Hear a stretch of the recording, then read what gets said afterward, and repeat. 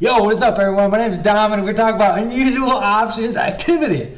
Alright, so, disclaimer, this video is for educational purposes only. The statements made in this programming are solely the opinion of the show and are not a specific inducement to make an investment. One must perform their own due diligence and realize that all investments carry risk. There's no guarantee of profit.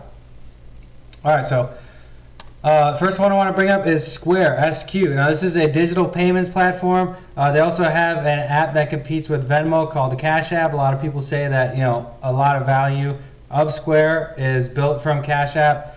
Now this one also slightly follows Bitcoin. Not a whole lot though. They did purchase, I think, $50 million of Bitcoin, you know, back when it was way lower a few months ago.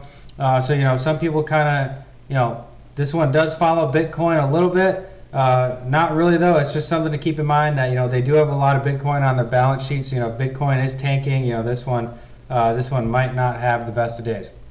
But, you know, that's a minor piece of the story to this stock. It's just something to keep in mind. So, as you can see here, these March 220 calls right here. There's some nice volume here. So let's jump down here and check out what is going on. So I already have these March 220 calls typed in here.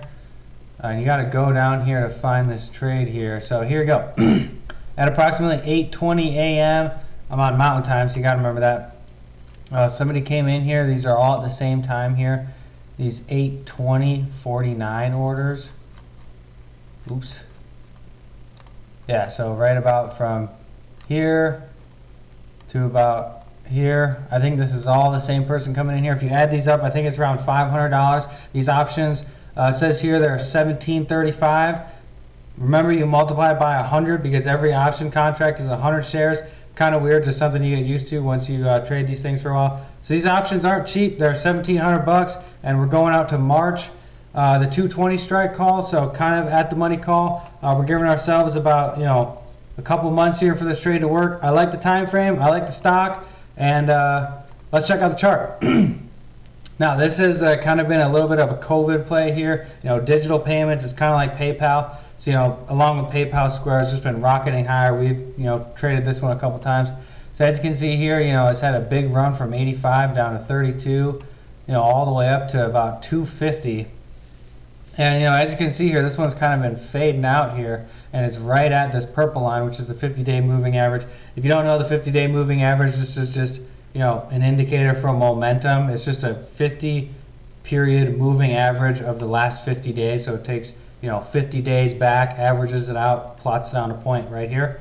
So yeah, it's just a, you know, just an indicator of momentum. It's a little worrisome that it did break the 50-day, but, you know, these levels aren't set in stone. You know, I think it's going to bounce off, and I think it's, you know, gonna be higher come March. So we like this one, and we're in these calls. All right, next one I want to check out is HiMX. This is a semiconductor play. This one's a little bit on the speculative side. This is a lower market cap stock, but if you come down here, you can see here we have a position. These September 17th calls. If you come down here and check this out. I believe it's the January 2022, and it looks like at 11:05 there was some buying, so we'll just scroll down to there. Yeah, so this is a huge order for something that rarely trades options. I think that all these trades are at 11:05.58, so I think somebody came in here and placed a sweep trade is what we call it. And as you can see here, you know, they're all at the same price at this 255. You can see what the market bid and the ask at the time was. The bid was 245, the ask was 255. They paid 255, so therefore they bought these contracts. They just placed a market order, it looks like. So this is a huge order. I think this is like a $600 plus thousand order. And, you know, this is a lower market cap stock. You know, this thing doesn't trade a whole lot of options. You know, as you see here, you know, there's relatively not a whole lot of options whatsoever on this one. You know, you can just poke around here and just see volume, open interest, and then all of a sudden, you know, we have this 2,700 volume day here with a huge order to go with it. So I like this stock. I've been watching this one for a little while. We'll take a look at the chart here. I've been, you know, and this is why I say it's kind of a speculative one. You know, it was at about 5, traded down to 173, and traded sideways for quite a while. That's actually pretty insane. And then, yeah, it just kind of started taking off here. And, you know, this is a lower market cap stock. And, you know, the thing I like seeing big orders, unusual options activity in these lower market cap stocks, because, you know, there's a lot of potential for this one to grow. I'm not sure what's going to happen with this one. I've been watching this stock for a little bit of while. We know the semiconductor space is on fire. I talked about that yesterday with Taiwan Semiconductor. And yeah, we're in these calls and we'll see. Oh, and another thing I want to mention too is you can see here this unusual options activity was January 2022. I went with these September 17th, 2021 calls.